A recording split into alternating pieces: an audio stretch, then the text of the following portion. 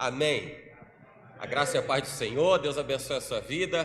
Eu sei, creio que hoje é um dia especial que Deus preparou para nos abençoar, para nos fazer congregar nesse lugar, para estarmos juntos, no sentido de falarmos do amor do Pai, do amor de Deus. É o amor de Deus que nos une, é o amor do Senhor que nos permite, que estejamos juntos, estejamos entendendo cada projeto, cada propósito, cada sonho do coração de Deus e que Ele está consumando em nosso meio. Você crê nisso? Diga amém. Diga eu creio, em nome de Jesus. E diga assim comigo: eu sei, Pai. Mas fale com muita fé. Diga eu sei, Pai, que nessa noite o Senhor preparou algo especial para falar comigo. E eu sei, Senhor, que a Tua voz ecoa dentro do meu coração. E ela não vai falhar, porque ela não falha. E eu sei que o Senhor é um Deus que fala, e eu estou pronto para te ouvir, em nome de Jesus. Amém? Estamos prontos mesmo? Sim ou não? Amém, louvado seja Deus. Quero compartilhar com os irmãos o texto do Evangelho de João, no capítulo de número 13. Abra sua Bíblia no Evangelho de João, na narrativa de João, do Evangelho de Jesus Cristo. No capítulo de número 13, nós vamos fazer a leitura de alguns versículos, mas vamos entender a importância daquilo que um dia Jesus fez, o que ele queria ensinar, o que ele desejou ensinar, o que ele desejou instruir. Nós estamos vivendo um momento em que precisamos abstrair, precisamos entender realmente tudo aquilo que o Senhor deixou para nós. Não é evangelho, não é literatura, evangelho não é algo que faz parte, do nosso, da nossa vontade de querer fazer ou não fazer, ler ou não ler, viver ou não viver. Não é isso. O evangelho é a instrução de Deus, o evangelho é a direção de Deus, o evangelho é a condução de Deus para que nós não erremos ou que nós não venhamos a nos desviar do plano real, do plano excelente, do plano eterno de Deus. Então precisamos entender que o evangelho é a instrução completa, total de Deus para que possamos ser bem-sucedidos. E a sua vida é uma vida bem-sucedida, tá? A sua vida é uma vida de sucesso, tenha certeza disso. A sua vida é uma vida primorosa em Deus. E Deus olha para você com o valor que você tem em ser filho dEle, em ser filha dEle. Em nome de Jesus. Eu quero trazer isso com muita convicção para o seu coração, para que nós não entendamos que a palavra é apenas algo que vai tocar o nosso coração momentaneamente e depois a vida continua a acontecer como tem acontecido. Não é, ela é poder de Deus. O apóstolo Paulo dizia isso, a palavra de Deus é poder de Deus, a palavra dele é poder para transformar, poder para quebrar cadeias, poder para mudar paradigmas, poder para mudar a nossa expectativa de vida, poder para mudar o nosso estilo de viver. É poder de Deus. Fato é que as escrituras sagradas são o presente, ou representam o presente de Deus, como Deus dizendo assim: faz isso, filho, vai, faz porque você vai ver o que vai acontecer, vai por aqui que você vai ver o que vai acontecer. E eu não sei você, mas como a Bíblia diz que o justo ele vive pela fé, é melhor que você, ainda que não veja, acredite, porque você vai ter a certeza de que tem algo extraordinário que Deus preparou, do que você esperar ver as coisas acontecerem primeiro, para depois crer, para depois acreditar. Bem-aventurados são aqueles que não viram, mas creram. Amém? Capítulo 13, Evangelho de João, versículo 2, vamos versículo 3, vamos para o 3, que diz assim, é o momento pós-ceia, o momento da ceia, aquela que foi conhecida como a última ceia, ministrada por Jesus Cristo, e está escrito assim: Jesus, sabendo que o Pai tinha depositado nas suas mãos todas as coisas, e que havia saído de Deus, e que ia para Deus, levantou-se da ceia, tirou as vestes, e tomando uma toalha, cingiu-se. Em algumas traduções, a Bíblia vai dizer que ele pegou aquela toalha e ele amarrou no seu corpo, amarrou na cintura, amarrou no seu corpo, E o versículo 5 diz assim: depois pôs água numa bacia e começou a lavar os pés aos discípulos e a enxugar-lhes com a toalha com que estava cingido. A mesma toalha que ele havia se enrolado, ele havia colocado no seu corpo, aquela toalha ali também ele usou para poder enxugar os pés dos seus discípulos. Mais adiante, no versículo 12, diz a Bíblia que depois que Jesus lavou os pés dos discípulos, ele tomou as suas vestes e se assentou outra vez à mesa. E ele lhes disse: entendeis o que vos tenho feito? Vós me chamais mestre e senhor, e dizeis bem, porque eu sou. Ora, se eu, senhor e mestre, vos lavei os pés, vós deveis também lavar os pés uns dos outros. Porque eu vos dei o exemplo, para que, como eu vos fiz, façais vós também. Na verdade vos digo que não é o servo maior do que o seu senhor, nem o enviado maior do que aquele que o enviou.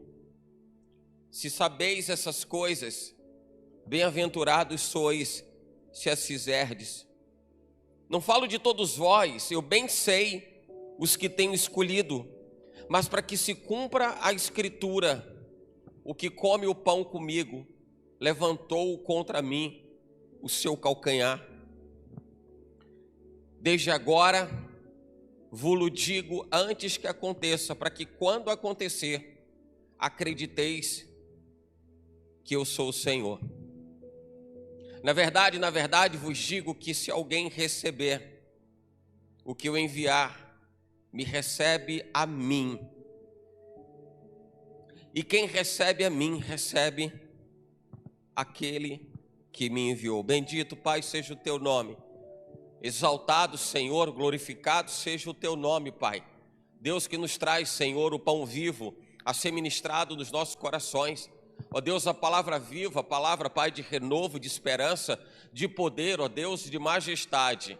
E que faz-se, meu Senhor, assentado em nosso meio, ó Deus, como Rei, que olha para nós, o seu povo, e contempla, Pai, corações que se debruçam diante da Tua presença e que reconhecem, Senhor, o senhorio, reconhecem, Pai, a majestade e a excelência do Teu poder. Assim, Senhor, somos nós, que nos colocamos diante de Ti nessa hora, Deus, e submetemos, meu Senhor, ó Pai, ao crivo do Senhor mesmo, a nossa vida, o nosso coração. Deus, submetendo, meu Senhor, os nossos desejos, os nossos anseios, as nossas expectativas, mas também as nossas aflições, sabendo, Deus, que absolutamente nada nessa vida, Pai, nos é importante senão o Senhor, senão, Deus, a instrução da Tua palavra, senão a condução dela, porque ela, meu Pai, que norteia, ó Deus, o nosso caminho, que dá, meu Senhor, a condução para cada um dos nossos passos, e sabemos que os nossos passos não são vãos, porque os nossos passos estão no Senhor. Assim, Deus, em nome de Jesus, colocamos em Tuas mãos, Pai, a nossa vida nessa hora. Ó Deus, e pedimos ao Senhor em nome de Jesus, de uma forma, Pai, particular, peculiar, ó Deus, específica, pontual, fala com cada um dos nossos corações nessa hora. Ó Deus, nos submetemos completamente, Pai, à vontade, ó Deus, do Senhor, porque a Tua palavra é instrução, a Tua palavra é poder, a Tua palavra, Senhor, é resposta. E estamos, ó Deus, nessa noite, ó Deus, na expectativa de termos respostas às questões dessa vida, respostas, Pai, às muitas dúvidas dessa vida, muitos, meu Senhor, questionamentos e incertezas que a vida nos proporciona. Mas estamos, Senhor, certos de que, ó Deus, estamos perante a Tua face e sabemos, Deus, que o Senhor é inerrante, a Tua palavra é inerrante, a Tua palavra é viva, tal qual, Senhor, Tu és um Deus vivo, Pai, que nos ouve e que acolhe o nosso clamor e as nossas petições. Por isso, faz dessa hora um momento, Deus, de profundidade. Sim, Pai, nós queremos profundidade. Essa é hora de profundidade, de envolvimento, Senhor. Ó Deus, em que debruçamos o nosso coração e a nossa alma, meu Senhor, muitas vezes aflita e seca, ó Senhor, está diante das muitas águas que renovam a nossa esperança e mudam para sempre a nossa forma de viver. Em nome de Jesus te agradecemos. Você pode dizer amém? Você crê nisso mesmo? Não, você crê? Dá um amém, dá um glória a Deus, você bem alto, sabe? Sacode aqui os alicerces da igreja aqui, do prédio, não é? Para que as pessoas saibam que nós prestamos um culto vivo a Deus, né? Nós prestamos um culto vivo a Deus. Nós fazemos com que o nosso corpo ele expresse a nossa gratidão ao Senhor por todas as coisas. Nós estamos aqui fazendo com que esse momento seja um momento de vida, de intensidade. Intensidade. Olha para quem está do seu lado aí perto de você e diga assim: viva intensamente no Senhor. Sabe, eu quero que você guarde essa palavra no seu coração, porque viver a intensidade de Deus vai fazer com que você tenha que deixar de olhar para certas coisas que tomam o seu tempo. Tem coisas que tomam o nosso tempo, não tem? Tem coisas que nos afligem, que ocupam um pouco da nossa... Se a gente entrar pela linha da tecnologia, a gente diria assim, ó, tem arquivo que a gente vai deixando no HD que só vai tomando espaço, não é? É ou não é? Quando você se dá conta, seu computador, o seu pendrive, o seu HD externo, quando você começa a perceber, tem tanto arquivo que já devia ter sido deletado, e na vida é assim, a gente às vezes vai guardando tantos arquivos, a vida nos exige tantos arquivos, que tem hora que você tem que dizer assim, peraí, isso aqui eu tenho que deletar, eu tenho que tirar esse negócio daqui, eu tenho que abrir caminho, eu tenho que abrir espaço, eu tenho que abrir espaço para que eu possa me encher mais de Deus. Então, se encha cada vez mais de Deus, debruce o seu coração e a sua alma diante do Rei da Glória, e deixe Ele cuidar de todas as coisas, em nome de Jesus, amém? Amém ou não? Amém. Louvado seja Deus. Eu quero trazer para os irmãos essa passagem, que é uma passagem tão especial, porque quando a gente olha o que Jesus estava fazendo naquele momento, que era já por si só um momento especial, o momento da ceia, era o momento da ceia porque era chegada a Páscoa, e Jesus estava naquele momento, na ceia, falando da Páscoa. Na realidade, ele estava falando dele mesmo, que ele seria o sacrifício. Ele estava falando dele mesmo, em sua expressão de amor incomparável, inigualável. E naquele momento que Jesus está ali junto com os seus discípulos, eu fiquei pensando a respeito desse texto, na leitura desse texto, o que fez com que Jesus fizesse o que de fato ele realizou. E a Bíblia diz que naquele momento que ele estava ceando, ele para aquela liturgia, ele para aquele momento de comunhão, de instrução, ele para e ele toma sobre si um pano, ele amarra no seu corpo esse pano, e ele vai atrás de uma bacia e de uma toalha, ele pega essa bacia, essa toalha, e começa a lavar os pés dos seus discípulos. Eles não estão entendendo direito ainda o que está acontecendo, não estão entendendo ainda o que está acontecendo, a ponto do próprio apóstolo Pedro, você vai ver mais adiante, nós não fizemos a leitura dessa passagem, mas você vai ver no decurso desse texto, que o apóstolo Pedro, ele fica até constrangido, lisonjeado, ele diz assim, mas mestre, você não vai lavar os meus pés? E eu entendo que é o momento em que Pedro, ele entende, ele reconhece o quanto representava Jesus, para que naquela hora pudesse estar lavando os pés dele. Mas tem coisas que a gente faz assim, a intenção é uma, e a gente precisa entender que nem sempre a intenção, ela vai se encaixar com o propósito. Guarda isso no seu coração. Intenção nem sempre vai casar com o propósito. Me lembro de um ditado popular que eu ouvia muito na infância, muito na infância, dizia assim, olha, de boas intenções o inferno está cheio. E eu achava que aquilo era tão duro e tão arrogante para com as pessoas que tinham boas intenções, mas que maturando isso à luz do Evangelho, a gente vai perceber que nem tudo aquilo que a gente faz, entendendo que estamos agradando a Deus, de fato agrada a Deus. É aquela velha comparação que fazemos em relação a fazer a obra de Deus ou fazer a vontade de Deus. E fazer aquilo que Deus espera que a gente faça, minimamente, é o que vai nos permitir andarmos pelo caminho assertivo, pelo caminho que dá certo, pelo caminho que funciona. E eu comecei a pensar a respeito disso, o que estava acontecendo naquela hora. O que foi aquele momento ali para os discípulos, o que foi aquele momento ali para Jesus, a ponto de Pedro dizer, não Jesus, que isso? E eu entendo que a intenção de Pedro era boa, quando Pedro olhava para Jesus e dizia, mas é o Senhor, eu sei quem é o Senhor, eu o valorizo, o Senhor é importante para mim e o Senhor vai lavar os meus pés. E Jesus disse, mas depois você vai entender o que isso significa. Não, mas não vou deixar lavar. Olha aqui, Pedro, se você não deixar eu lavar os seus pés, você não tem parte com o meu reino. E Pedro entende aquilo e diz assim, então tá, então lava os meus pés, mas lava minhas mãos, lava minha cabeça, me lava todo. E Jesus diz, mas peraí. Você já entendeu o que é? Não se preocupe, você já está lavado. Você está lavado. Quem está lavado sabe que está lavado. Quem está limpo sabe que está limpo. E Jesus estava dizendo, porque nem todos que estão aqui estão limpos. E ele estava fazendo menção a Judas Iscariotes, especialmente aquele que seria o traidor, até porque naquela passagem, naquele lugar conhecido como o cenáculo, aquele ambiente, aquele lugar onde aconteceu a Santa Ceia, a última ceia, a ceia ministrada por Jesus, é o mesmo que você vai encontrar em Atos capítulo 2, quando veio um vento forte, impetuoso, e tomou as pessoas que ali estavam, e elas começaram a falar em línguas estranhas, e começaram a ministrar em espírito, e elas começaram a expressar espiritualmente aquele volume de acontecimentos sobrenaturais. Estava acontecendo, era o mesmo ambiente, mesmo lugar. Agora observe, naquele lugar, Jesus, ele passa algumas mensagens para os discípulos que ali estavam, porque era mais uma oportunidade de instrução, era mais uma oportunidade de ministração. Sabe que essas coisas me chamam muita atenção, porque todas as passagens das Escrituras, todas elas, de toda a Bíblia, mas quando a gente lê os evangelhos, e nós entendemos quando lemos as cartas paulinas, por exemplo, e vemos a preocupação de Paulo em ser um grande discípulo, um efetivo discípulo de Jesus, ou seja, alguém que não queria perder as oportunidades, eu percebo que essa era a natureza do próprio Cristo.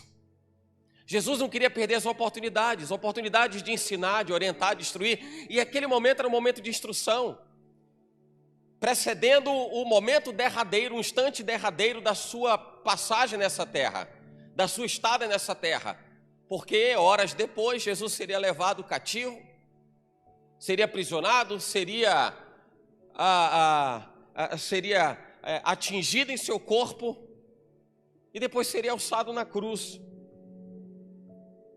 negado pelo seu povo, rejeitado pelos seus. E Jesus estava aproveitando a oportunidade, não era para tirar um proveito próprio, Jesus estava aproveitando a oportunidade para ensinar alguma coisa. Eu não sei quantas vezes a gente tem pouco tempo para fazer alguma coisa, e a gente aproveita esse pouco tempo que nos resta, seja para o que for, não falo para o fim da vida, eu falo do pouco tempo para alguma coisa, o pouco tempo para você terminar um trabalho, o pouco tempo para você estar em contato com alguém, com alguma pessoa, mas quando você aproveita esse pouco tempo que você tem e usa em benefício da expansão do reino. E eu vejo Jesus, ele se preocupando em passar alguma coisa, em transmitir alguma coisa, em instruir de alguma forma, falar de alguma forma, falar do reino do seu amor. E naquele momento, naquele instante, Jesus estava falando do traidor, porque Jesus na ceia falou do traidor. Ali ele revela quem seria o traidor.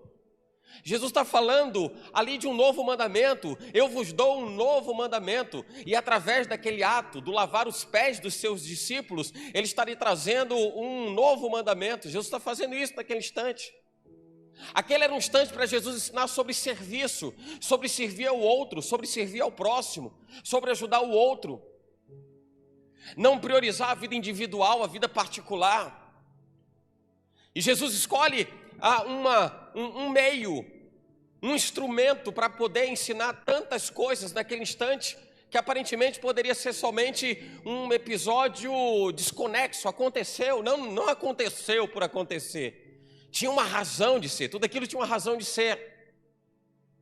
E Jesus, que estava sentado à mesa com todos, ele se levanta e toma um pano. E olha que, quando você observa a razão de ser daquilo, eles estavam sentados à mesa, estavam comendo, mas o traje ali da ceia, não era o traje devido para que Jesus fizesse o que ele fez depois, porque o lavar os pés implicaria em ele enxugar aqueles pés, não ia ser a mesma roupa que ele estava ceando. E a Bíblia fala que ele pega um pano, e ele usa aquele pano como instrumento, ele usa aquilo que ele tem na hora, ele usa aquilo que estava disponível na hora, mas ele não se abstém de fazer o que precisava ser feito. E ele se levanta. E ninguém está entendendo nada naquele instante, ninguém está entendendo absolutamente nada. E ele pega a bacia, pega a água e começa a lavar os pés dos seus discípulos.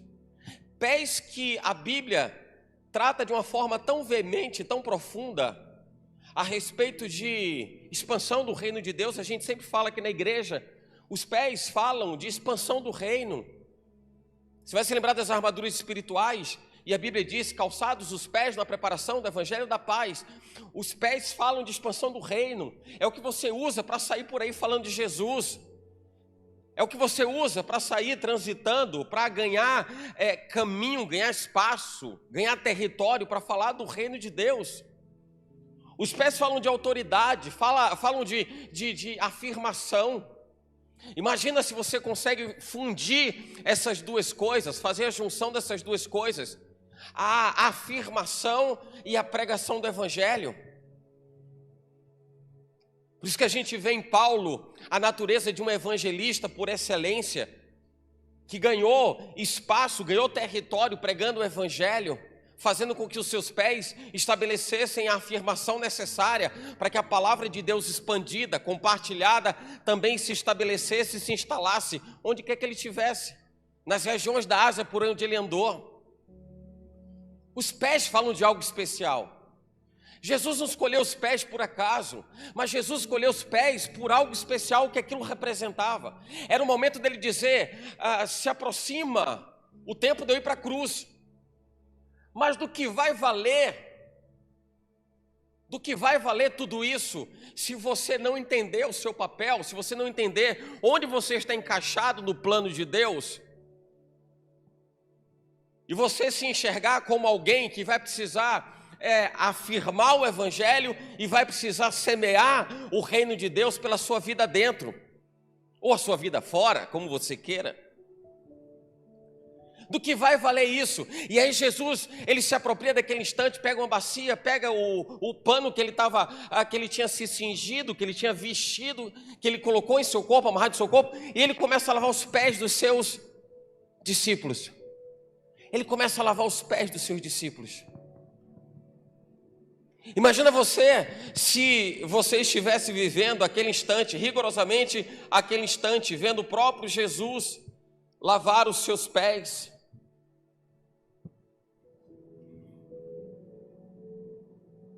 Parece que foi algo que aconteceu por acaso, sem sentido, sem razão. Eu não sei se você consegue perceber como que estava o cenário, como era aquele momento, como foi aquele instante naquela hora. Todo mundo estava concentrado, estava todo mundo sentado à mesa, então estava todo mundo concentrado em quê? Naquele momento de comunhão na mesa, todo mundo na mesa. Todo mundo concentrado naquele instante. E Jesus faz algo que ninguém havia percebido. Ele se levanta, pega aquela bacia, pega aquela água. Aliás, diga-se de passagem, o que talvez tenha levado Pedro a rejeitar ter os seus pés lavados por Jesus, é porque você sabe que naquela época, o calçado das pessoas era um calçado aberto, as pessoas viviam com seus pés sujos. A gente está falando de um tipo de pavimentação uma pavimentação crua. A gente está falando das pessoas andarem na terra, andarem em lugares onde não havia algo que você pudesse dizer assim, essa pavimentação aqui, ela me proporciona a maior garantia de limpeza dos meus pés. Não tinha um piso polido, não tinha uma pedra, um revestimento. E eles andavam com calçados abertos. Aquelas pessoas que andavam e tinham seus pés como meio de locomoção, aquelas pessoas estavam com os pés sujos. Por que Jesus se preocupa no meio de uma ceia? Jesus se preocupa em lavar os pés sujos daquelas pessoas. Porque pés falam de afirmação e de expansão do reino. Pés falam de afirmação e de expansão do reino. Pés sujos representam insegurança e descomprometimento com a expansão do nome de Jesus. Começa a entender, interpretar a respeito da lavagem dos pés, Jesus lavando os pés dos seus discípulos, entendendo que como prática também usual daquele povo, das pessoas daquele tempo, que quando recebiam visitas em suas casas, aquelas pessoas tinham seus pés lavados. Por que as pessoas tinham seus pés lavados? Era uma forma de honrar aquelas pessoas, obviamente, que também era uma forma das pessoas garantirem que quem estava vindo de fora não iria trazer sujeira para dentro. E o que elas faziam? Traziam o seu servo, o seu empregado. Vai aqui, eu estou recebendo visita, lava os pés da visita. Quem fazia isso era o servo. Quem fazia era o servo. O servo fazia isso. Você entende por que Jesus diz assim? Não é o servo maior do que o seu Senhor. Não é o enviado maior do que aquele que o enviou. Mas Jesus estava dizendo, eu quero que vocês façam o que eu estou ensinando vocês a fazerem. E quando Jesus se levanta e age no sentido de tomar aquela bacia e aquela toalha, ele faz algo que ninguém percebeu, porque ninguém ali estava concentrado ou pensando nos pés que eles estavam, nos pés sujos que eles levaram para dentro daquele ambiente. Pensaram nisso. Mas Jesus faz isso. E Jesus está ensinando alguma coisa para os seus discípulos. E tem uma coisa que eu observo que Jesus consegue ensinar nisso. Ele está falando de proatividade. Ele está falando de iniciativa. Ele está falando de você conseguir enxergar, antever as coisas, enxergar aquilo que ninguém mais enxerga. Isso tem algo que a gente fala com frequência na igreja, é assim, observe todas as coisas e veja que tudo tem o dedo de Deus, tudo.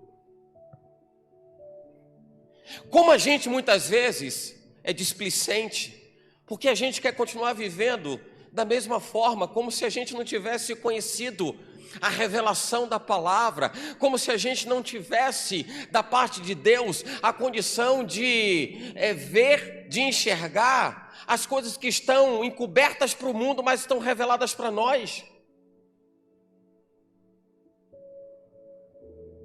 Sabe, para que eu seja didático, você entenda, o que faria você, o que faria o seu coração saltar de júbilo, de alegria, por alguma coisa muito especial que você gostaria de receber, de ter, não sei, alguma coisa do tipo, uma grande conquista, um grande carro, uma grande casa, fazer uma grande viagem, algo que você diria assim, ó, uau, meu Deus, está acontecendo comigo. Será que você consegue pensar em alguma coisa que você diria, meu Deus, se isso acontece comigo, eu ia dar umas cambalhotas por aí. Agora imagina você tendo exatamente isso, sem que você se desse conta de que você tem. Imagina se o que te faria dizer uau, imagina que fosse aí um grande carro, uma grande casa ou uma grande viagem. E imagina que você tem, e você olha para aquilo, mas aquilo não consegue despertar nada no seu coração, é como se não existisse. Você está lavado pela palavra, mas as pessoas não conseguem dizer uau por isso. Você está lavado pelo sangue do Cordeiro, mas talvez você não consiga dizer uau por isso. Você tem em Deus a condição de viver uma vida em abundância, só que a sua conexão com a abundância de vida é naquilo que alguém que está lá fora, que não tem nenhum relacionamento com Deus, incutiu na sua mente, que é o padrão de vida para que alguém diga eu vivo uma vida abundante, e você não se deu conta de que essa vida abundante está em você, porque você é lavado pelo sangue de Jesus. Eu vejo que se naquele momento foi difícil os apóstolos entenderem isso, os discípulos de forma geral entenderem isso, se foi difícil para eles, eu fico imaginando Deus, e eu me pergunto, por vezes eu me pergunto, Senhor, está difícil para as pessoas entenderem aquilo que elas têm, E o Senhor entregou exatamente naquele sentido da lavagem dos pés, do lava-pés. Era assim: olha, eu entreguei para você, como alguém que está lavando os seus pés para dizer, os seus pés falam da autoridade, falam da afirmação. A afirmação você tem, a autoridade você tem. E eu te comissionei, te instruí, para que você, onde você estivesse encaixado ou integrado, no mundo onde você vive, eu coloquei você numa condição tal que você pregue o reino. Eu estou dizendo isso para que você não entenda que só pode pregar o evangelho ou falar do reino de Deus se alguém se tornar um pastor, se alguém se tornar um evangelista na igreja ou desenvolver algum tipo de trabalho na igreja. Eu não estou falando daquilo que você faz, eu estou falando daquilo que você é, daquilo que está construído dentro de você. E isso tem a ver com o sacerdócio, isso tem a ver com aquilo que Deus te chamou para fazer. E talvez você tenha direção para ser o que você deseja ser e que Deus já provou e validou. Você vai ser um médico, vai ser um advogado, vai ser um engenheiro, vai ser um dentista, vai ser um enfermeiro, vai ser um produtor musical, vai ser, eu não sei. Mas seja onde for, Ele pegou os seus pés e lavou os seus pés. Para dizer assim, ó, lavando os seus pés, você tem autoridade. E você foi comissionado para pregar o reino. Agora faça uso disso, mas vou fazer uso disso como? Se até os apóstolos, até os discípulos, de forma geral, não entenderam porque que Jesus se levantou daquela mesa. Onde que vai Jesus? A gente estava ceando aqui. E Jesus está dizendo, vocês não estão entendendo. Vocês não estão entendendo. Estou prestes a ir para a cruz. E eu preciso deixar isso como legado. Preciso deixar essa informação, preciso deixar essa instrução. E que instrução é essa? Anteveja as coisas. Para você foi dado em revelação aquilo que para o mundo está em oculto. Aquilo que para o mundo está às escuras. E o mundo está às cegas, porque não enxerga aquilo que por Jesus Cristo nos foi entregue como revelação. Jesus está dizendo isso. Percebe a coisa. Percebe a coisa. Aí a Bíblia diz que os filhos das trevas são mais prudentes que os filhos da luz. Será que a Bíblia está falando sobre isso? Será porque tem alguém que possa ser chamado de filhos da luz, que ainda está desligado, ainda está desconectado das coisas, ainda não enxergou as coisas que estão ao seu redor, mas se porta e se comporta como se fosse a mesma pessoa de sempre? A sua vida precisa estar definida, precisa estar clara em relação ao antes e depois de Jesus Cristo. Porque aquele que está em Cristo Jesus, nova criatura é. As coisas velhas passaram, eis que tudo se fez novo. Eu preciso entender que depois de Jesus Cristo na minha vida, tudo mudou. Porque imagina comigo e raciocina comigo, se a vida de alguém depois de Jesus Cristo é a mesma de antes, qual vai ser o testemunho para quem não conhece ao Senhor? Para que alguém diga assim, a sua vida agora é a mesma da sua vida antes, por que eu preciso mudar a minha então? Se no final das contas ela não vai mudar.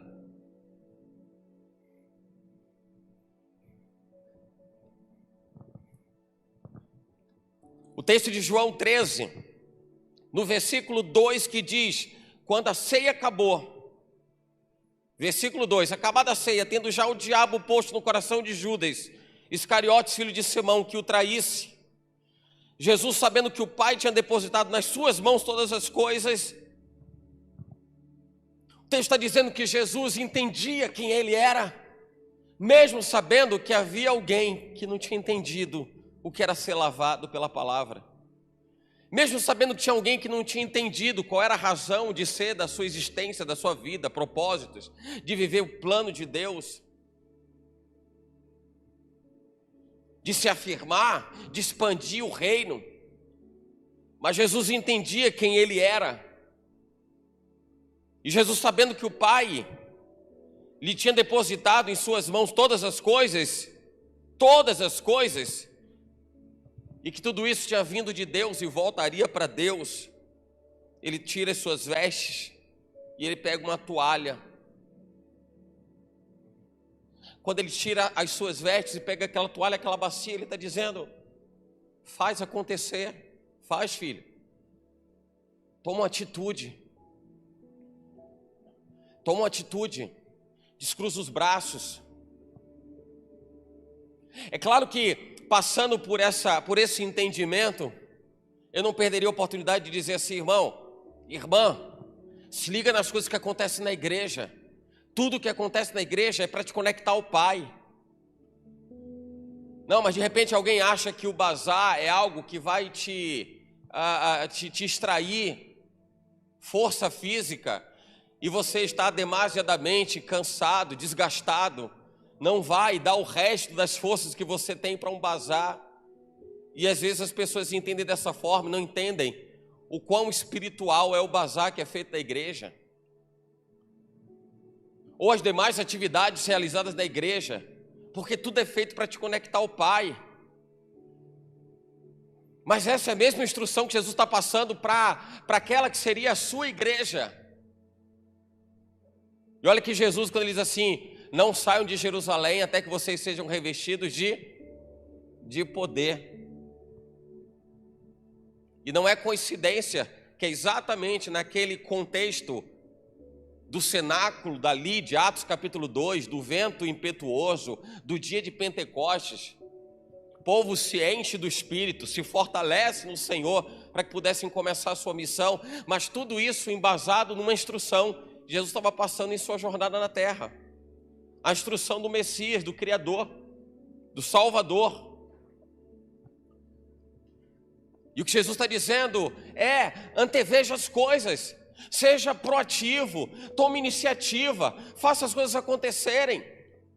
Agora diga se não é verdade. Às vezes nós nos colocamos na igreja como se nós fôssemos público de uma apresentação, público de um show, alguma coisa do tipo, olhando quem está pregando, olhando quem está tocando, olhando a expressão teatral, jogral, cenografia. E às vezes a gente entra na igreja apenas dessa forma, e a gente sai da mesma forma como a gente sai de um cinema, de um teatro, de uma ópera, felizes porque a gente participou de algo que foi bom, mas que apenas foi bom e não mudou absolutamente nada. A pergunta que fica é: o que vai mudar a partir de agora? Sinceramente, com você, o que muda a partir de agora? Se você sabe que Jesus, ele pega uma bacia, pega uma toalha e lava os pés dos seus apóstolos, dos seus discípulos em geral, o que muda na sua vida isso? Se Jesus estava querendo tratar e falar a respeito da iniciativa, se ele queria falar a respeito de proatividade, veja as coisas que ninguém viu, enxergue aquilo que ninguém conseguiu enxergar, perceba a necessidade, porque o mundo demanda isso. O mundo demanda isso. O mundo precisa de Cristo. As pessoas precisam de Cristo. Quantas pessoas estão entrando em debates sem fim? Debate sem fim. Num embate que não leva a nada e a lugar nenhum, mas no final de tudo, todas as coisas apontam para a ausência de Cristo. Porque quanto mais débil é o homem, mas ele denuncia o quanto ele está afastado de Deus. Toda a história da humanidade, ao longo de toda a existência, toda, mostra que o homem, todo instante que ele viveu, um estágio de debilidade, um estágio de fraqueza e de fracasso, foi porque ele estava distante de Deus. Isso não diz respeito somente aos momentos em que Israel sucumbiu diante dos seus inimigos. Isso fala de nós, dos nossos dias. Quando você se sente fraco, atingido, aflito, pode olhar que no final das contas é porque você está afastado de Deus. Está afastado de Deus. E não é a fraqueza que te afasta de Deus. Preste atenção nisso. Não é a fraqueza que te afasta de Deus. É o afastamento de Deus que te leva à fraqueza. Porque quando Davi pecou contra Deus e se envolveu com Batseba, ele estava afastado de Deus, ele flertou com o pecado, se afastou de Deus. E é fraco, na fraqueza dele, que ele se debruça diante do Senhor para pedir perdão. E Deus o fortalece naquele momento. Aquele momento do vigor, do renovo, da esperança, da força. Porque o poder de Deus se aperfeiçoa nas nossas fraquezas. mas eu vou precisar ser suficientemente humilde para entender que eu preciso de Deus. Eu vou precisar entender que a minha vida, ela não está nas minhas mãos, ela está nas mãos do Pai, ela está nas mãos do Senhor. Isso fala de humildade. Isso fala de humildade. Ou você não está enxergando humildade quando Jesus pega aquela bacia, aquela toalha? Ou você não enxerga que quando Pedro diz, Jesus, não lavar meus pés? Não. Está louco, Jesus? Isso é coisa de servo. Não posso tratar o Senhor como servo. Eu não posso tratar o Senhor como servo. É Jesus, o Filho de Deus. Você vai ter que deixar eu fazer isso, senão você não tem parte comigo. Você vai ter que deixar eu fazer. Sabe, essa coisa da humildade, do orgulho, fez com que depois Tiago e João começassem a entrar numa disputa particular, dizendo assim, olha, Senhor, quando você entrar no seu reino lá, guarda aquele lugar lá do seu lado para mim. E os apóstolos estavam discutindo, brigando entre eles, porque eles estavam querendo saber quem quer ficar do lado de Jesus.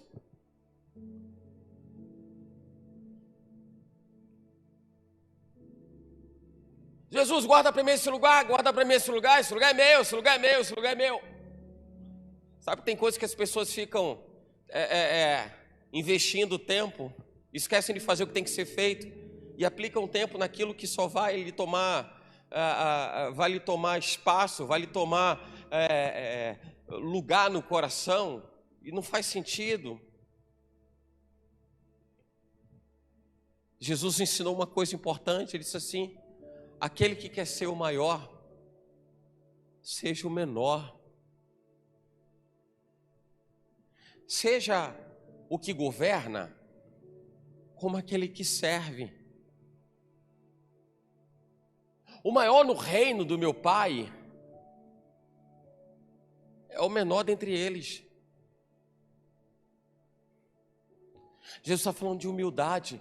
Quando ele pega aquela veste e ele vai lavar os pés dos seus discípulos, ele está falando de humildade.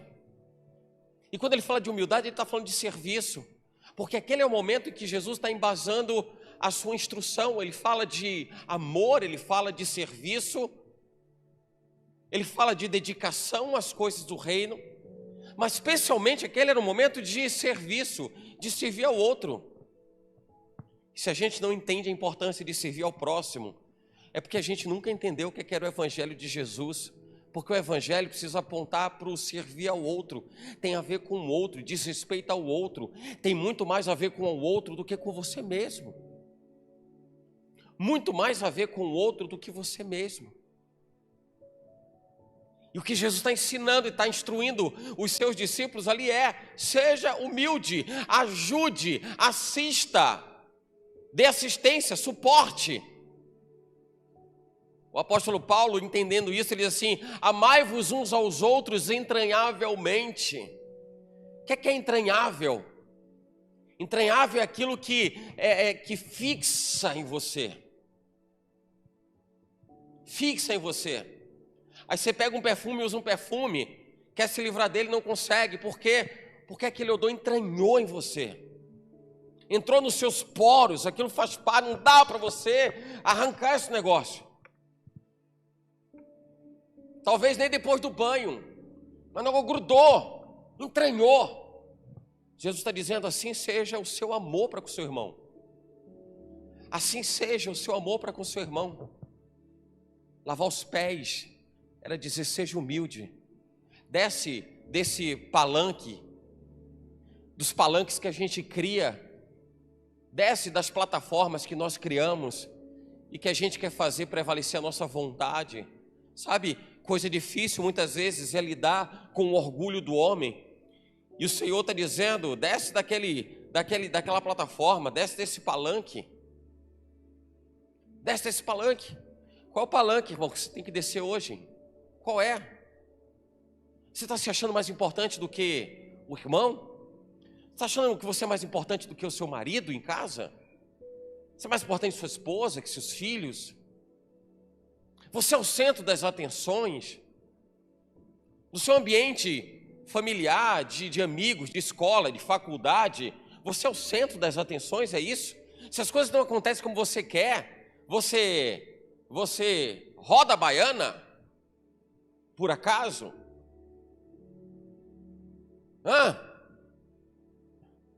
Como a gente tem que aprender de humildade olhando para Jesus? Jesus foi para a cruz sem ter nenhuma dívida nele gerada ou por ele produzida. Jesus vai para a cruz carregando o pecado que não é dele.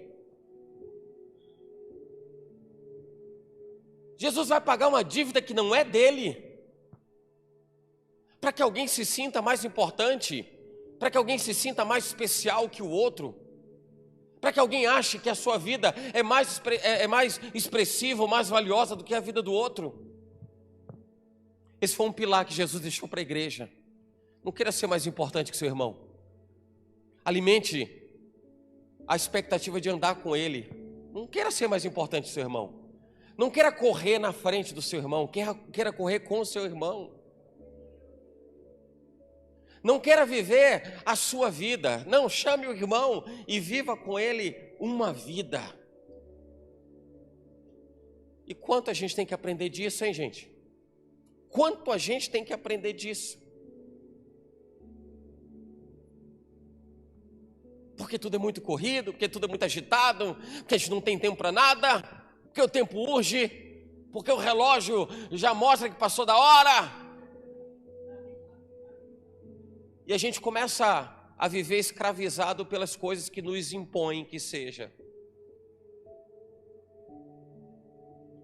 O quanto vale um tempo com Jesus?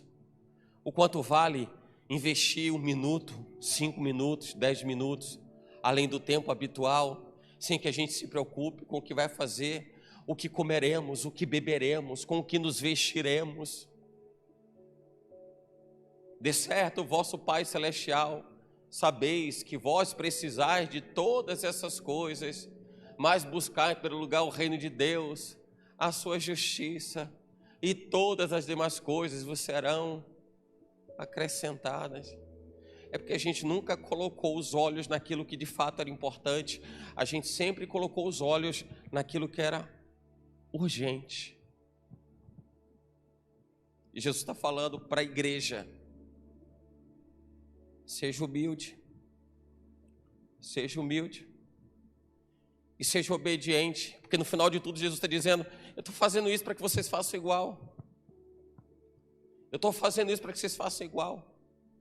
Eu não sei se você consideraria avaliar internamente, dar uma nota para você de 0 a 10, se você tem feito tudo que Jesus disse para você fazer.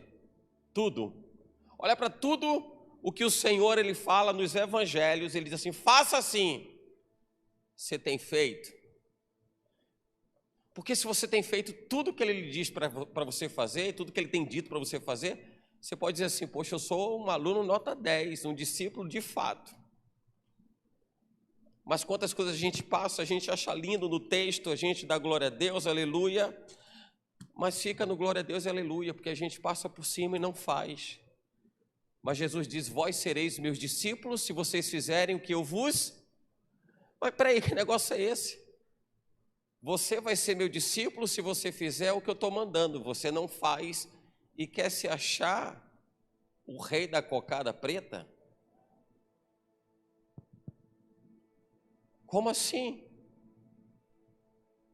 Como é que você se sente discípulo? Como você, com tanta avidez da glória a Deus e aleluia, e acha que isso vai te fazer mais crente do que os outros? É isso que vai te fazer mais cheio do que os outros? Como assim? Se minimamente Jesus está dizendo: faça o mesmo.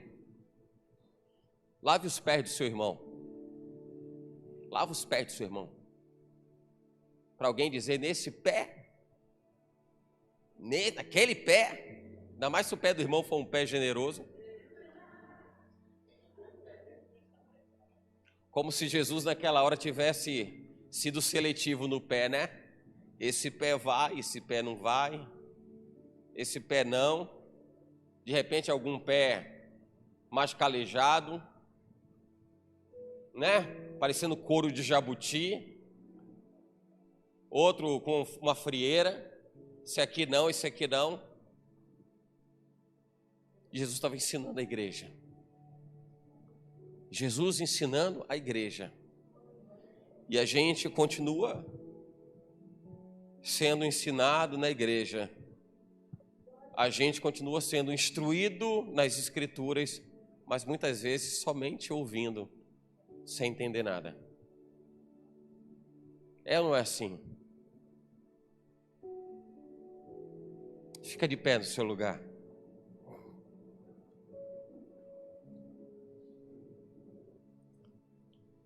Sabe o que mais nos dá tranquilidade em ministrar a palavra? É que eu não estou pregando o bispo Cláudio, eu estou pregando o evangelho de Jesus. É para que ninguém diga assim: quem é você para me falar de moral, de coisa do tipo? Não, não sou eu. Nem quero que você me tenha como referência. Eu desejo que você tenha a palavra de Deus como referência. Porque eu sou passível de erro e eu posso errar. E eu erro, hein? Mas a palavra de Deus não erra.